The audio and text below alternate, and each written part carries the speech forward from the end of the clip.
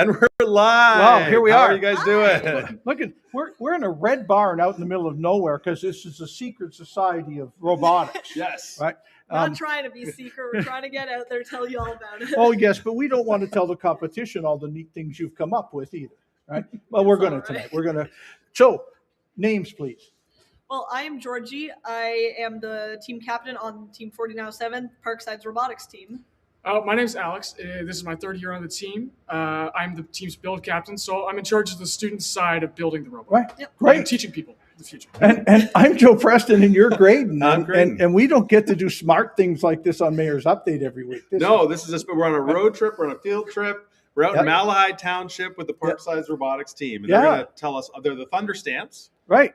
So tell us about the longevity of the team. The Thunderstamps have been around for 12 years now. 12 years. Yeah. Wow. So we've got people who were involved the first year who now are well off into their careers, and they learned something doing this. Right? Absolutely. 100%. For example, Tyler Beadle, he is an ETBO mentor now, but 12 years ago, he was our first team captain. He was the one who started the team, and we can't get rid of him that easily because he's still here. No. You got to not tell him where you're practicing, and then he can't find you. No. No, we love to have him here. He teaches us so much, and we're incredibly grateful to have these mentors who can let us do all this awesome stuff. So all of our folks online that came to visit Mayor's Update and want to ask crazy St. Thomas, Ontario questions about potholes, you don't get a chance tonight. Just we're gonna talk about robotics. Yeah. And the great role that the Parkside team plays doing it. So tell us a bit about the competitions that you'll end up in later this year, or actually very soon, right? Yeah, absolutely. We just recently went to a competition in Hamilton at McMaster University where we placed 11th out of about 25, 30 teams. Okay. Yep. It was a very tough competition. Some of the best teams in Ontario came. To put that in perspective, Ontario is one of, if not the hardest district in the entire world when it comes to first robotics. Great. Next, we are going down to Windsor Right. to participate in a competition at Windsor University. And then after that, we're going to be going to Niagara Falls to participate in the provincial championships. And then hopefully... So you get to also see the world a little here. Yes. Absolutely. Right. If all goes well, we are going to Houston, Worlds? Texas. That's where the Worlds are this year, is in Yes. Houston? Yep. Yeah, well, couldn't they hold that in colder weather so it'd be a night? No, I'm just kidding. We've had a Us winter here Canadians. this year, right? But this is a neat thing to be doing when it's really ugly outside, is to be... Now, tell us about the rules. I'm going to try to kind of explain it, and we'll get it all filled in because I'm not that. They kind of tell you what each year your robot has to be able to do. Yep. Well, in the first week of January, every year we are given a video with a new competition. All around the world, people are live waiting to see what the rules are for the competition and what we have to build, essentially. Right. So they spend all October, November, December going, oh, they're going to say this, oh, they're going to say this. In January, we break their hearts by telling them to do something that isn't possible. Well, yes. Essentially, they give us a little teaser. They give us the name. This year, for example, it's age. In past years, it has been crescendo or rescape. There's always a theme. So we always try to theorize what could happen. What do they mean? Yeah. Yeah, one time we thought it was going to be a water level because it was rescape and it was water themed.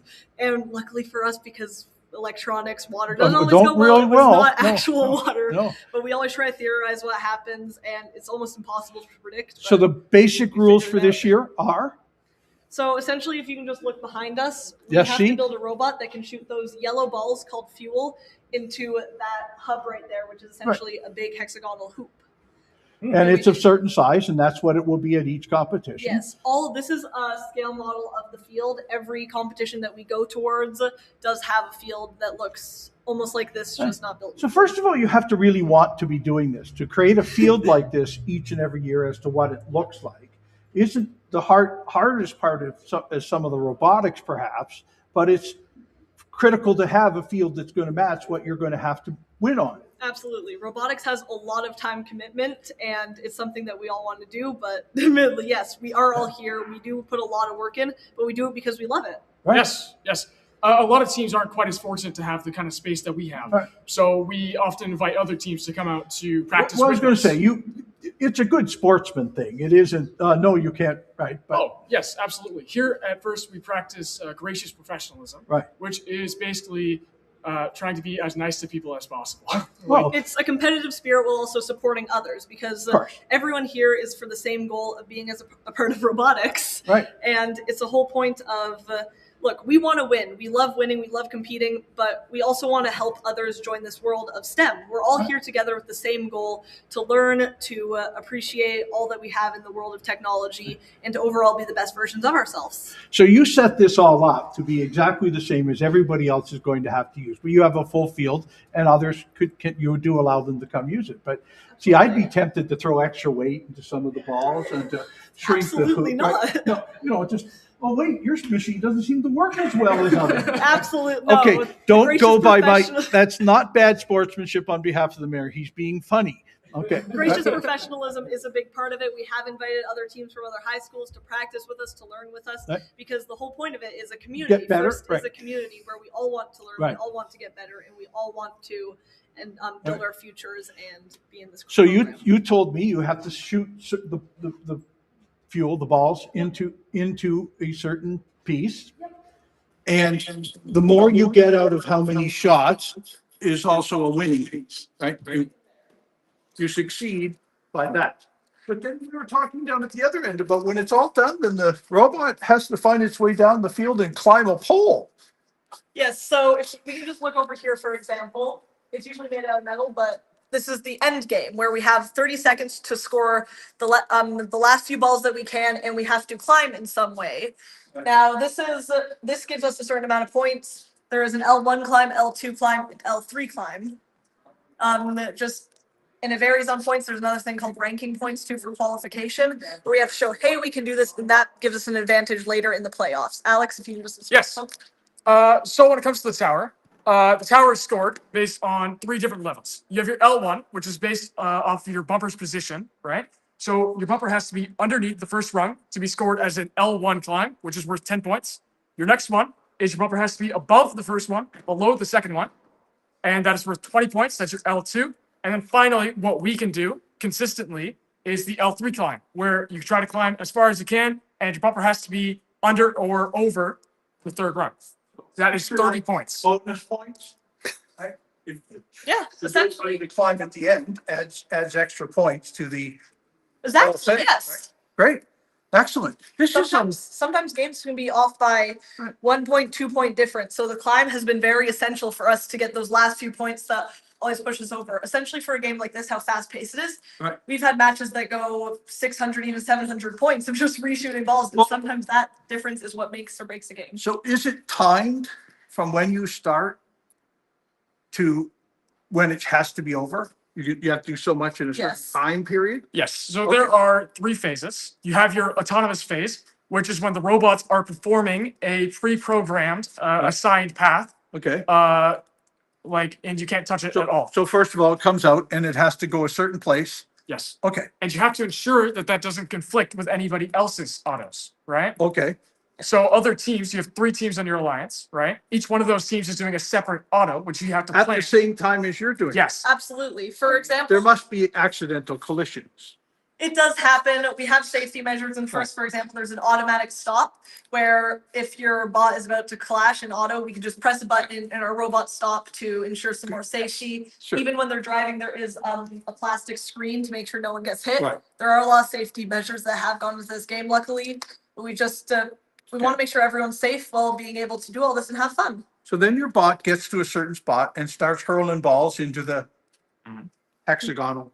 Yes. The hub. We refer to that as the teleoperated stage, right? Okay, I'm So- not technical. This thing's hurling ball. No, Right. just kidding.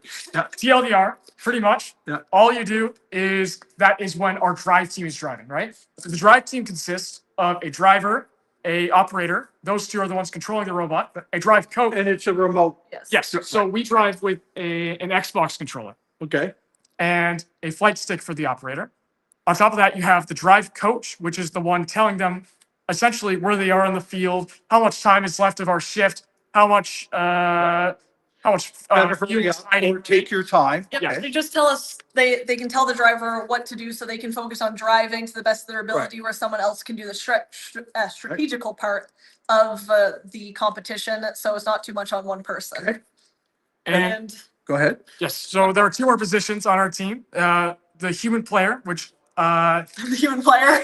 so pretty much right here there are 24 balls. Loaded balls.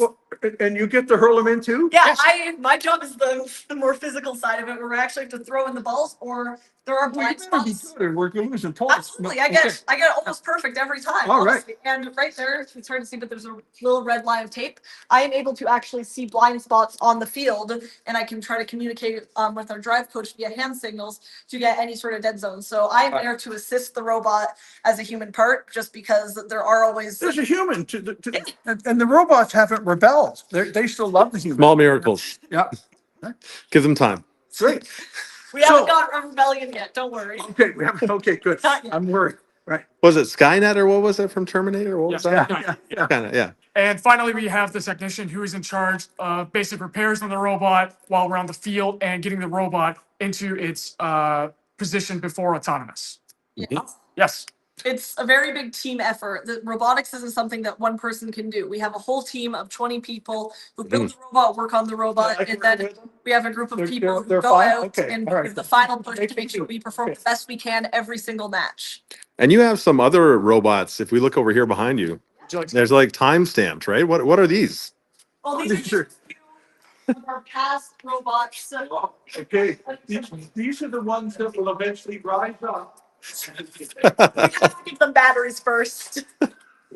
But we have just some of our old ones, all the way from 2019 to just last year, the 2025 match. Alex, Yes.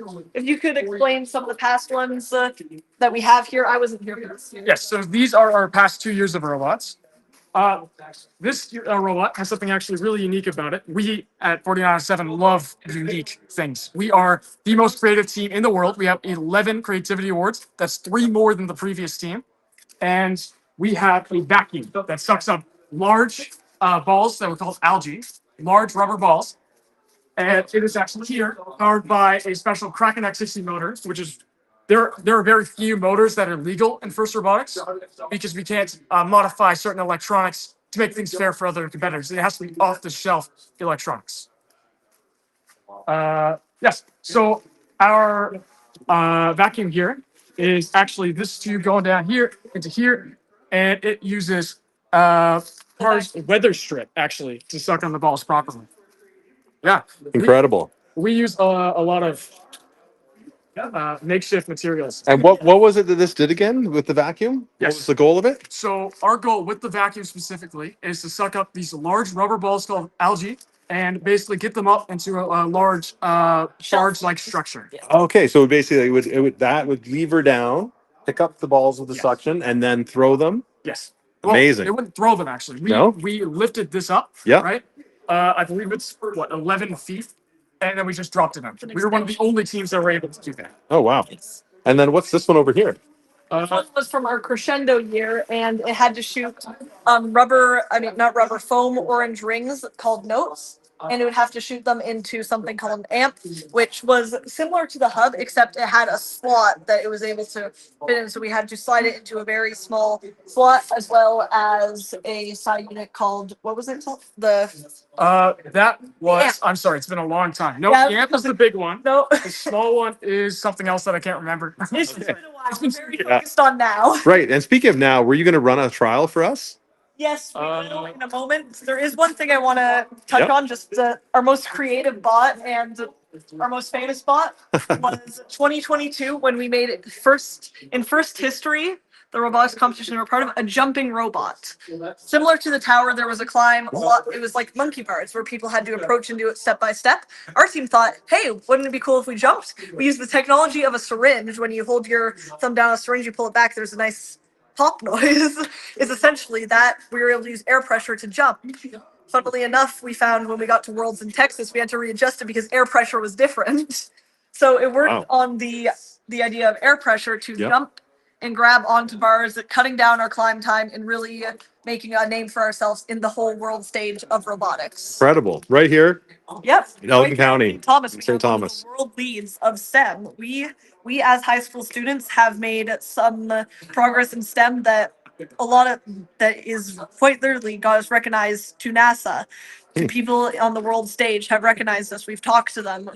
we have wanted to create the world leaders, tomorrow's leaders, the future of technology right here in St. Thomas. And you were talking about mentorship.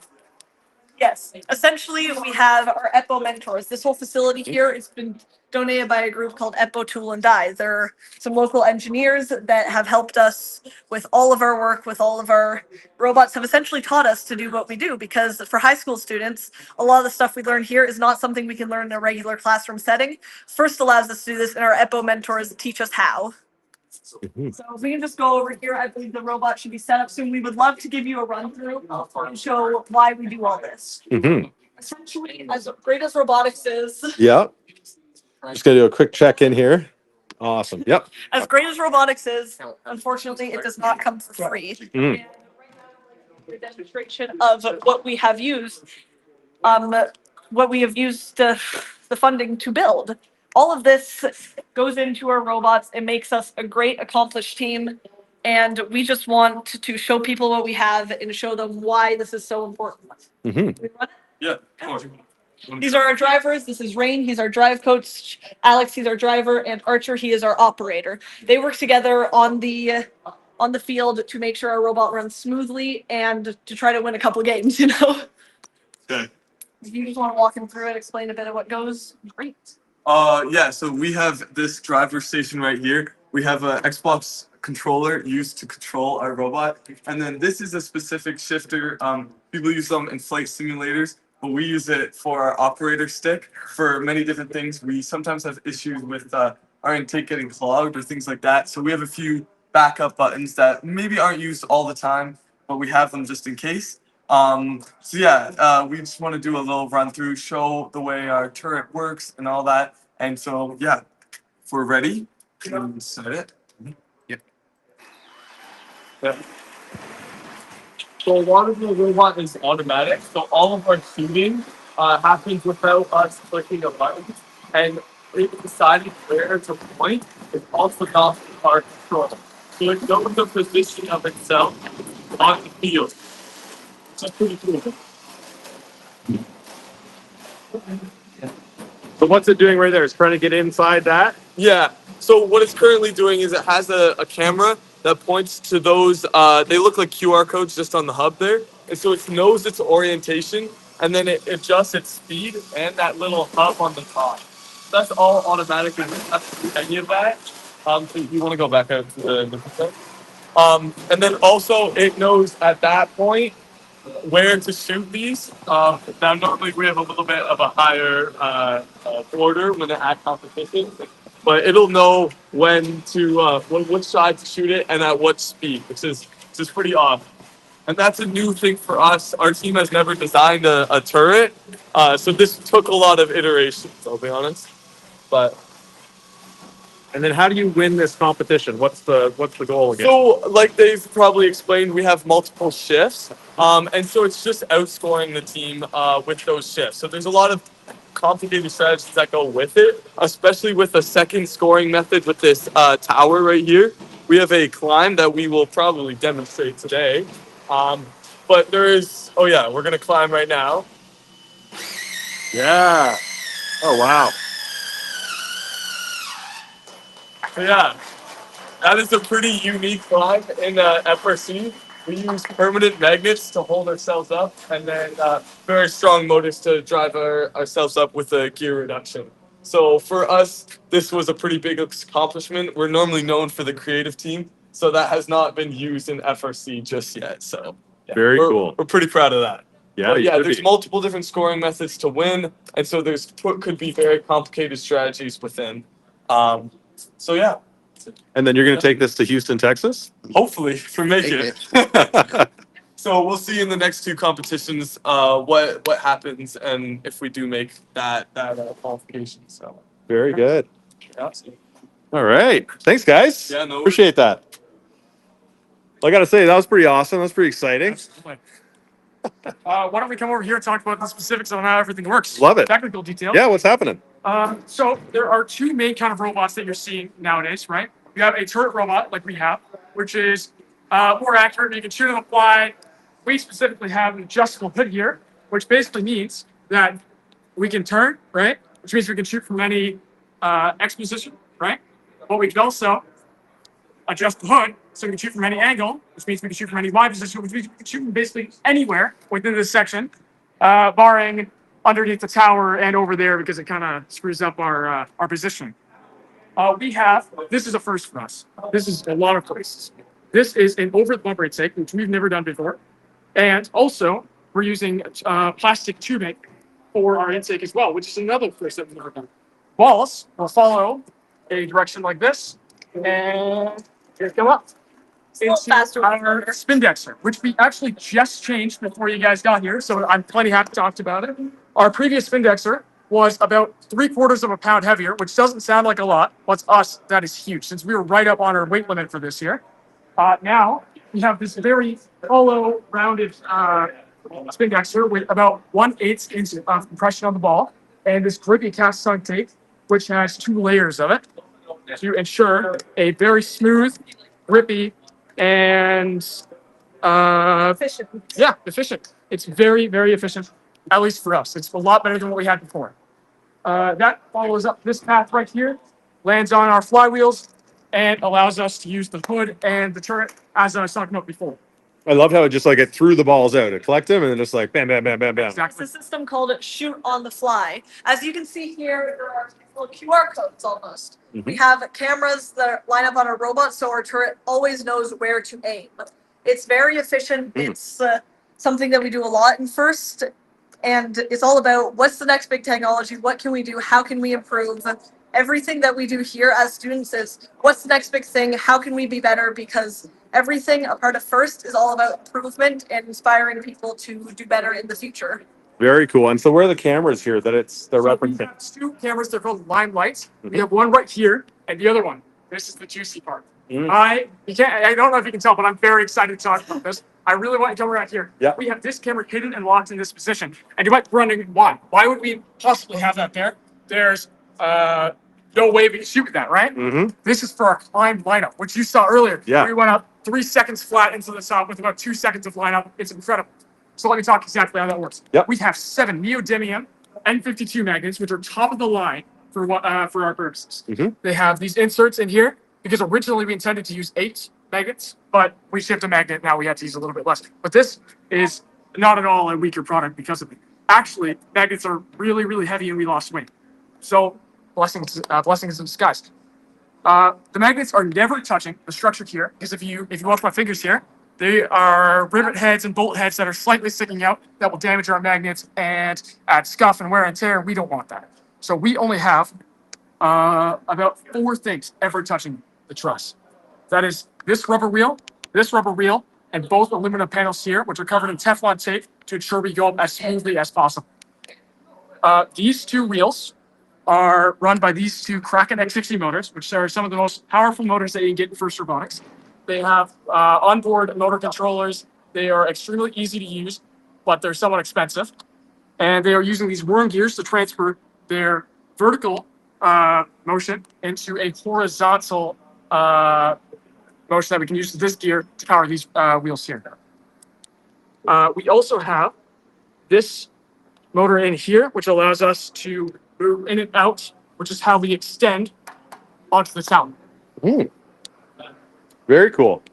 It's a work of art. It truly is, guys. That's it. It is Absolutely. Art. This is the nerd art. Everything that we do here, it is always about what's the next big thing? What can we do that's cool? And look, a lot of our ideas seem really out there, but that's why we have mentors. That's why we have engineers who help us figure out what is possible and how everything we do can be possible. Have you thought about any practical applications for the technology that you're developing here right now? Absolutely. Any sort of stuff that we do can be used in actual innovation. A lot of things like our magnet, it was even inspired by real technology. Never mind.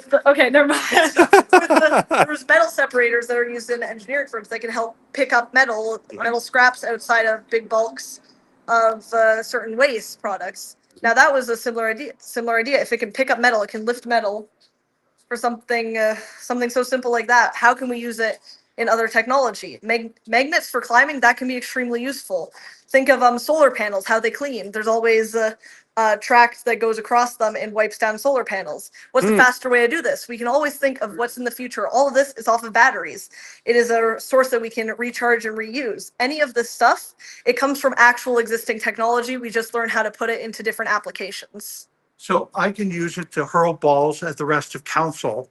Yeah. And I'm hoping we can just have a robotic mayor. I think A robotic, but you're just throwing balls. just sit there. Right? Just throwing balls. They'll learn how to listen. No. Well, if you wanted a robotic mayor, I hope you contract us to do it. No. We would love to. One thing that we haven't touched on as much, and here is our programming captain to talk about it, is just the skills we learn in computer science and programming. And while it seems small with a robot, we can use anything we learn in programming in future and different applications. So to start off with, before joining this team, I had practically no programming experience at all. I had never worked with robots, never worked with any programming. But after joining this team, being able to join this environment and adjust to a professional level setting, it really has helped my organization. It's really helped my ability to understand and process all of these difficult concepts. And simply just being around here, being able to view and talk with them, it just has let me able to visualize and bring out my visions. I bring out what I want to do with programming, bring out what I want to do with. Has it inspired you for your next steps, like after high school, and what you'll be doing with this technology? Before entering actually Parkside or engineering at all, I was completely unsure. But after I joined this team, I definitely am dead set on programming. I'm definitely dead set on engineering.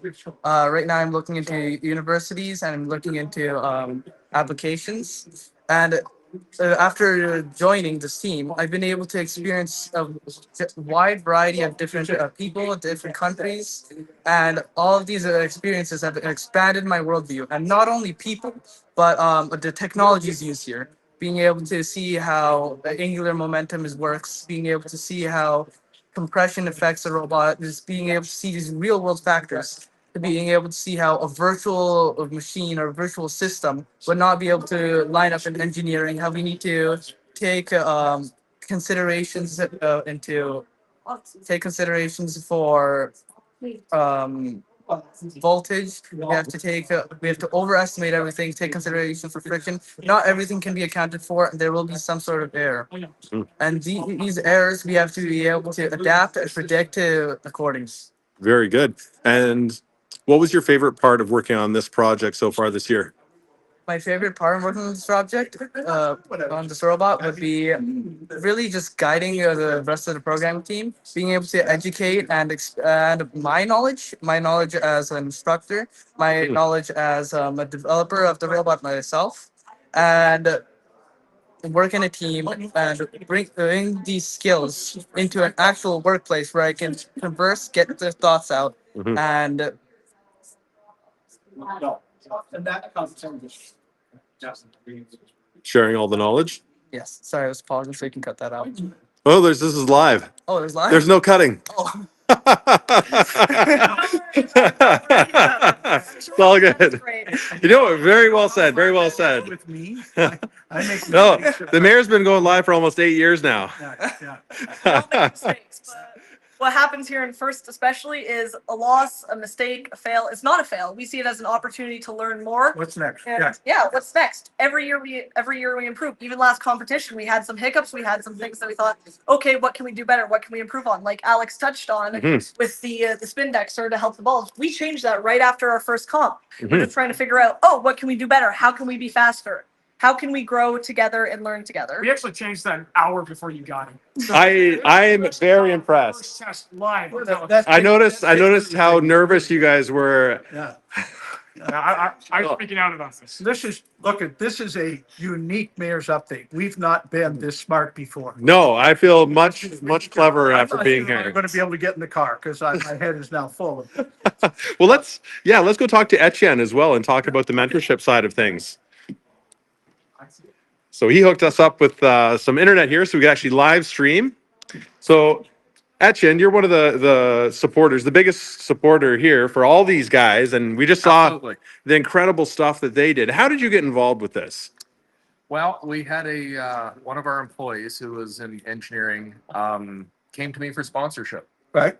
and said, "Hey, there's a robotics team and my daughter's in it, and what do you think of sponsoring it?" It was like, well, I guess that's a good idea. So I sponsored the team, but the whole team's about mentorship, right? So I told them, I said, I'm willing to sponsor the team, but the kids have to come and ask for the money themselves. Right. So we'll set them up in the boardroom. They can come, make their presentation, make their pitch. Just like real life. Just like real life, because it's all about teaching the kids, right? And ask them questions and why they're involved and why this benefits them and the school and the community, and then we'll figure out how much we'll donate.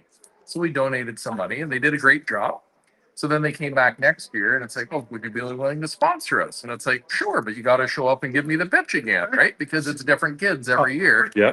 Well, You gotta the learn. thing here is a bit of passion. Oh, there's Right. a bit of passion. And then I think that also falls over to the business side. When you're passionate about what it is you're asking or what your team can do together, Yes. then it's pretty easy to go ask about it too. Yes. And if you don't have passion in business, it's hard to have a business too, as It you doesn't know. work. It doesn't Right. work. It Right? does not work. So then they came back the second year, and I said, so how'd you do? And it's like, well, we didn't do very well, and they didn't. And I said, so do you ever think maybe you need more than money? Right. And they're like, what do you mean? I said, well, I think you need some mentorship. Yeah. What didn't work as well Right? as And it it's like, well, we just don't know what we're doing, and we don't know how to build this. What do we do? So I said, well, let me work on it. So I went over to Scott, who's our software engineer, and I said, what do you think about mentoring a high school robotics team? And he says, I'd love to, because I've been looking at that and I've seen it on TV, and it's Right. I'm in. Great. So then the whole engineering department, several other people thought, yeah, we can contribute. And then that's when we drank from the Kool-Aid. No, now you can't lose it. You've got the And, virus, right? Yeah. We've Yeah. got the bug, Yeah. and we get way more involved than we should.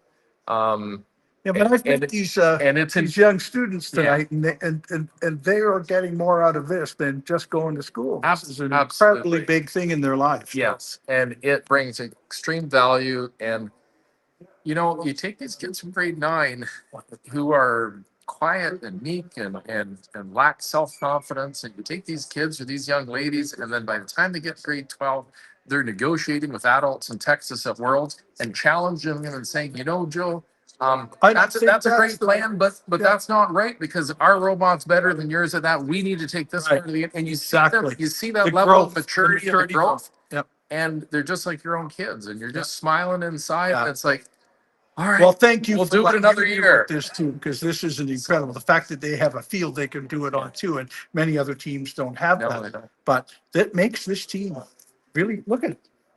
All they can do is stand around, and talk with each other, and talk about how well they did, or what's new, or what's next, right? And brag that- about old robots. Yeah, absolutely. Yeah. And that ability to communicate is something that's lost too, right? Oh, is it ever? And I find it in my business, Yeah. because I'm the first employer for a lot of Yes. kids.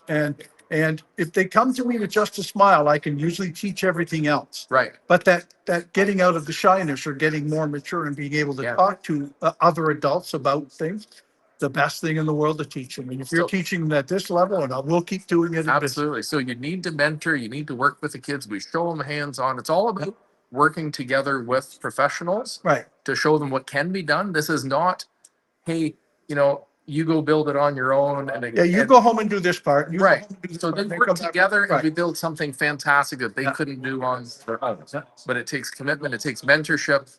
The hours that we have in this robot, probably 1,000 to 1,500 hours that are Wow. volunteered just to build this. And I'll reach out to the Not a kids, second of that wasted. not a second wasted. We're extremely frugal, but it costs a lot of money to run a team. So as we've said before, that's Jim saying it now, if you want to be involved and turn tomorrow's scientists, tomorrow's business people into coming out of Parkside, Yeah, then get involved with the Thunderstamps. It's absolutely. right. And a penny here or $1,000 there or $2,000 there really helps this team be able to travel and put together a better product and really show St. Thomas to be better on the map. And we put our money where our mouth is, right? If you like complaining that kids can only look at their thumbs, then invest in something Right. that the kids aren't looking at their thumbs. Right.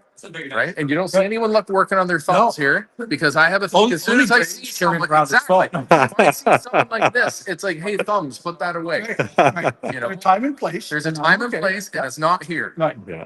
So Yeah. reach out to the team. We have websites. Reach out to Yeah. Thunderstamps. Look at us online on Instagram, on Yeah. Facebook. And there's some neat Reach out. Instagram films of some of the things the Absolutely. robot's been able to do. You were just telling us about a video that they posted yesterday. Yeah, no, we put it out last Tuesday, because we, in order to get ranking points for the climb, we need one other person to climb with us to get this ranking point, because Right. we're one of the only level 3 climbers in the world right Right. now. So we put out a little 8-second teaser on Instagram of that climb that you saw. Who else can come do this with it? And we said, if you want to come dance at the top of the tower, make sure you have a climber for McMaster. Right. That's all we said.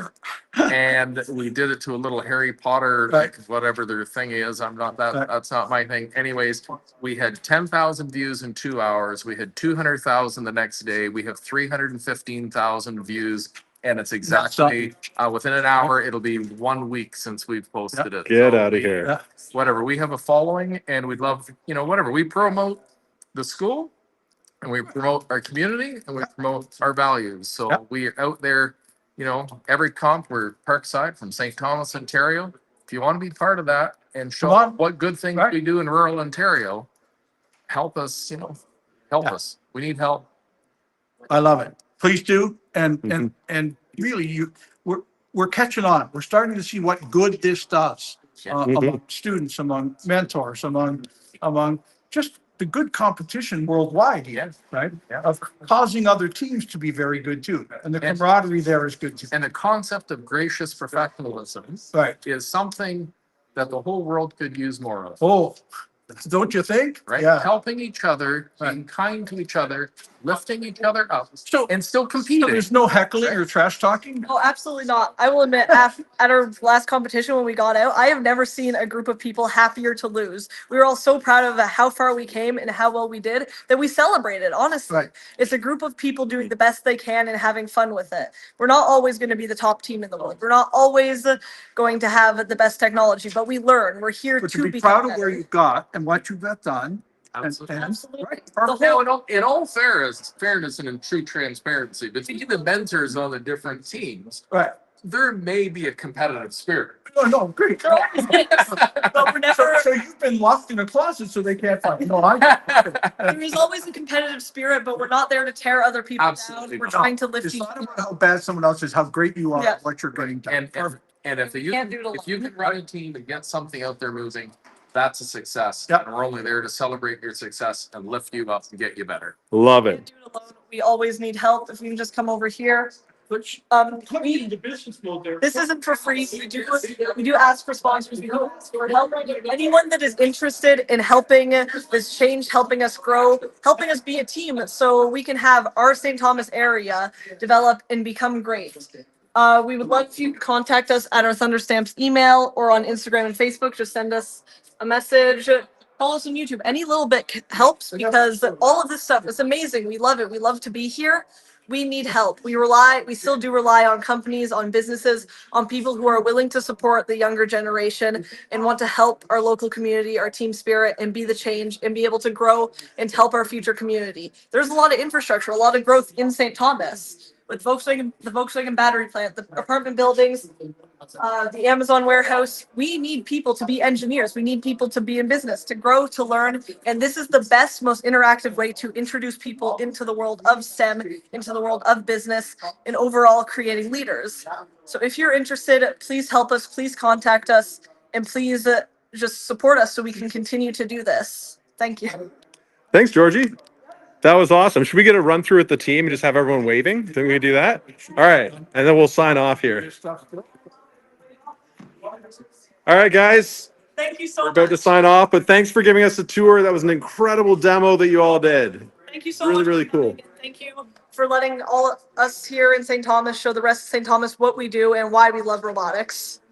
Love it. All right. Take care, everybody. Thanks again. Thanks for coming. All right, Mayor. All of you at home, Mayor's Update next Tuesday, and we'll answer some of your city questions. And if you think of questions between now and then about the Thunderstamps, please leave them for us, and we'll get answers from them about what we weren't able to answer today. So thank you for Mayor's Update, and we'll see you again next week. Booyah. Thanks for coming down. Hey, thanks for having us. All right, we're just going to sign off here now, folks. This is our double setup system here.